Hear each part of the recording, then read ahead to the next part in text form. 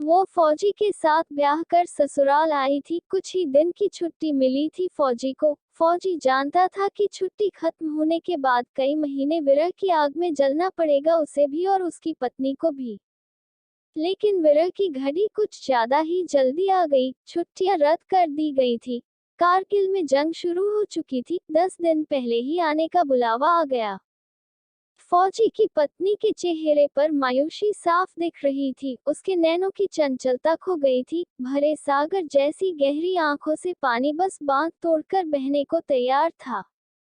फौजी ने अपनी पत्नी को आलिंगनबद्ध किया और बोला, फौजी से ब्याह किया है तूने तो मन को मजबूत तो करना ही पड़ेगा। बस तेरा पति ही नहीं हूँ, अपनी प्लाटून का सिपाही और भारत माँ का बेटा भी हूँ मैं। आंसू मत बहाना, क्योंकि जब फौजियों की बीवियों की आंखों से आंसू बहते हैं तो वो देश के देश उजाड़ जाते हैं। उसकी पत्नी ने अपने मनोभावों को नियंत्रित करते हुए कहा, जानती हूँ ज्यादा हक तो माँ और प्लाटून का ही है आप पर, ये दुराहत तो सहना ही पड़ेगा। फौजी ने बाहों का कसाव मजबूत करते हुए कहा, कैसी बात कर रही है। सबकी मांगों के सिंदूर सलामत रहें। भैया तुझ पर किसी बहन के आंखों में आंसू ना हो और होई पर हर माँ खुशी से व्रत रखे, बस इसलिए ही तो फौजी सीमा पर खड़ा होता है। फौजी की पत्नी के चेहरे पर एक मुस्कान फैल गई और वो बोली, जानती हूँ और इसका अभिमान भी है फौजी, आगे भी मान रखूंगी। फौजी ने अपनी आंखों में याचना के भाव लाते हुए कहा, कल जब मैं जाऊँ तो तू मुझे दुल्हन की तरह सजकर विदा करना, वैसे भी अभी तो तू नई नवेली दुल्हन ही है। उसकी पत्नी की मुस्कुराहट में प्रेम से भरी स्वीकृति थी। फौजी को विदा करने के लिए उसकी पत्नी ने 16 श्रृंगार किए। आज वो उस दिन से भी ज्यादा सुंदर लग रही थी जब वो दुल्हन बनकर फेरों की वेदी पर आई थी। फौजी ने चुटकी ली, मुझे नहीं पता था तू बनाव श्रृंगार में इतनी माहिर है। आज तुझे देखकर लग रहा है कि तुझसे सुंदर कुछ नहीं। फौजी की पत्नी ने भी चुटकी ली, कहीं फौजी का मन तो नहीं डोल रहा, अपनी प्लाटून से दगा करने की तो नहीं सोच रहा। फौजी, नारी ऐसा तो यो मन है ही ना, प्लाटून से दगा तो ना हो पाएगी। फौजी की पत्नी ने कहा, एक बार जीत कर आ जाओ, अपने फौजी का स्वागत आज से भी ज्यादा सुंदर श्रृंगार करके करेगी तेरी पत्नी, ऐसा श्रृंगार जैसा किसी ने कभी ना किया होगा। फौजी ने आश्चर्य से कहा, इससे भी ज्यादा सुंदर हो सकता है कुछ। फौजी की पत्नी ने कहा, जीतकर वापस आना और खुद देख लेना। फौजी ने प्रेम से परिपूर्ण मुस्कान से उत्तर दिया, लेकिन कुछ नहीं बोला और मुड़कर चल दिया। फौजी की पत्नी ने अभिमान के साथ कहा, जीतकर ही आना फौजी। फौजी रुका और बिना उसकी तरफ देखे कहा, हाँ जीतकर ही आऊंगा, बस ये नहीं कह सकता कि मैं तुझे आगे बका गले से लगाऊंगा या तू मुझे आगे बका गले लगाएगी।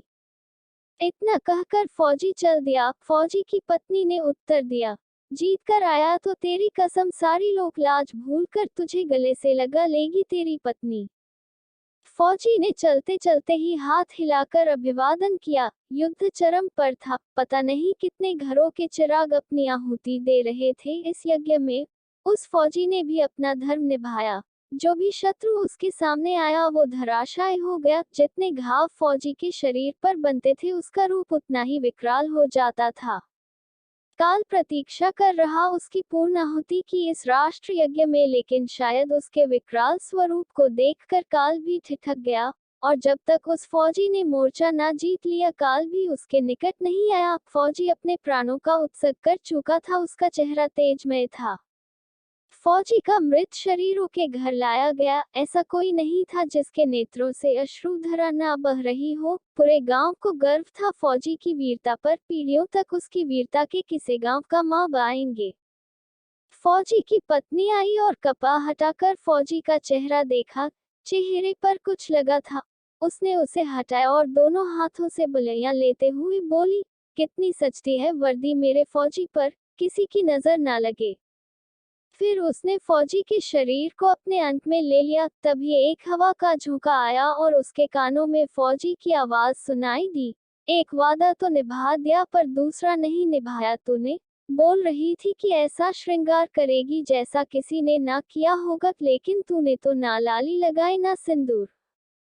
फौजी की पत्नी ने तुनक कर उत्तर दिया, जा नहीं करती श्रृंगार फौजी, दुराहत कर गया ना मेरे साथ, बस माँ से ही प्यार था तुझे।